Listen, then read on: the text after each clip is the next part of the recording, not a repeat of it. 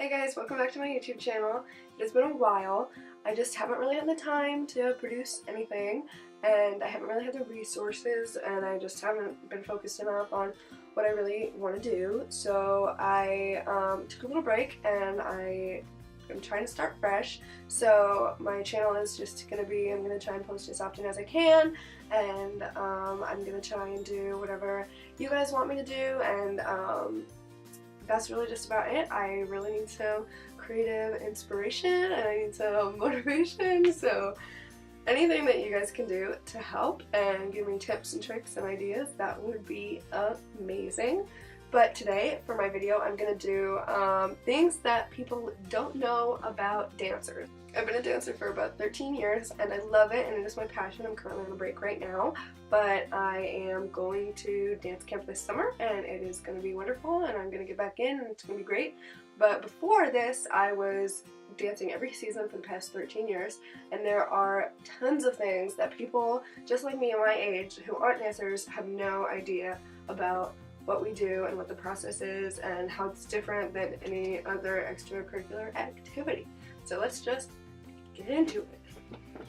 The first thing that people don't know about dancers and probably wouldn't expect is that it's really difficult to see all of our friends who aren't dancers, who play on sports teams like basketball and softball, to play a sports team, to play a season, and to bond with their teammates and go on trips and everything, and then the season ends and they're just off. Like, then they just don't have anything left to do, and that is super difficult for dancers because our season never ends. We get a break in January, and sometimes we get a couple weeks of break in the summer depending on what classes you want to take, but there really is no break. And even when there is a break, you really can't stop moving your body because you lose a lot of technique, and it is really important to never slow down in what you're doing, which is hypocritical because I'm taking a break right now, but I never have before. A lot of my friends don't understand. They'll say, you know, like, when does your season end? Like, oh, what do you mean you have dance? Like, you've been dancing for so long.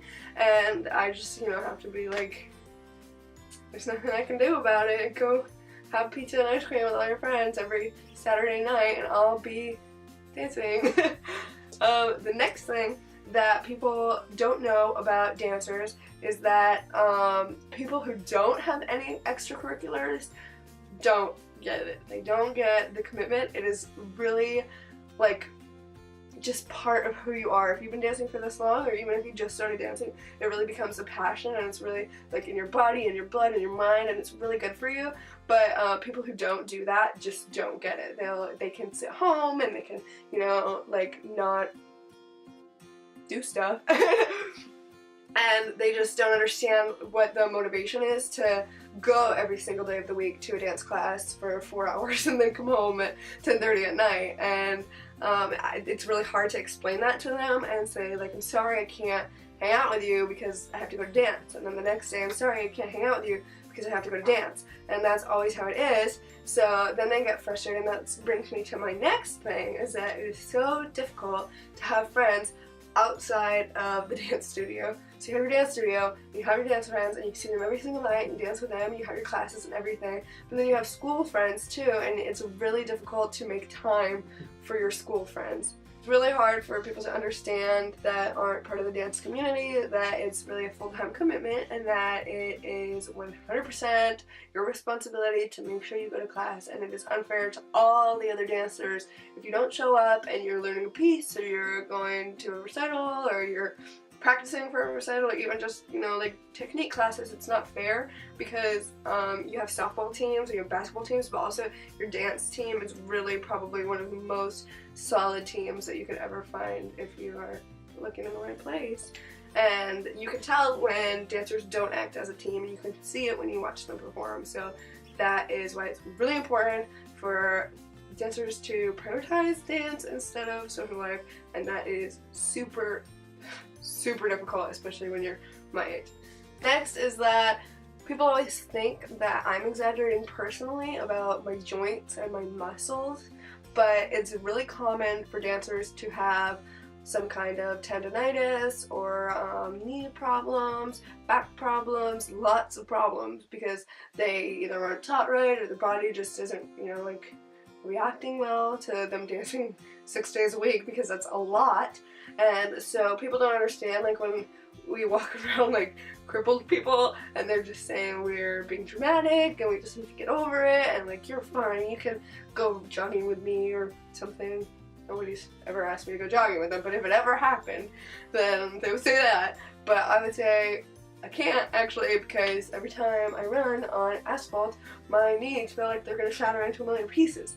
So that is really a common thing, and that's also another reason that dancers, it's really hard for them to participate in other sports. I know a lot of dancers that I know do it, and they multitask really well, but it is so difficult for our bodies, and it's also really difficult time managing. That's the next thing, is that if you're dancing and you're dancing 6 days a week, or even 5 days, or even 4 days a week, it is really hard to do other things. So like, if I wanted to like be in the play or something, I would have to work that out way ahead of time before I committed to anything, because it wouldn't be fair to anyone else if I just was never there. And so that makes it really difficult to do other things and have hobbies and stuff like that, because you're leaving for dance really early and then you're coming home from dance really late. And yeah. The last thing that I have that is a really big thing that people don't understand is that, and this is just me speaking personally, but it's that after dance class, if I want to like stop at the gas station and get something to drink or something to snack on, or if I want to stop somewhere and I come in with, you know, like my baggy dance pants and a leotard and some Birkenstocks on, and it's the middle of winter, you know, like, people stare because they're like, well, it's, you know, 25 degrees and it's freezing and you have no clothes on. It looks like you're wearing a bathing suit. And I'm just walking through the store all sweaty and done with dance class, trying to do my thing, and everyone's staring and everyone's like, put some clothes on. And they don't understand that, first of all, my body is probably like 110 degrees right now because I just finished 4 hours of dancing. And the next thing is that nobody ever wants to take off their leotard before they leave from dance class. Like, nobody ever wants to. They just want to hop in the car, drive off, and go. And that's it. That's all they want to do. So, just a little heads up to, if you see that in the store or in the gas station or anywhere that you see it, please do not stare. And if you do stare, just please keep in mind that it is really difficult to take all those layers off and tights and everything before you head on home. So just be courteous. So that's it for things that people don't know about dancers, and that's all I have for today. But if you enjoyed this video, or if you thought that it was relatable, or you thought, wow, I learned something today, go ahead and leave a like and a comment down below, and please subscribe to my channel. I will be posting more, I will be uploading more videos. I am doing my best to manage everything and still fulfill this goal that I'm working on to have a successful YouTube channel, and it is a lot harder than it looks, actually. So kudos to everybody who is doing it amazingly. Thanks for watching.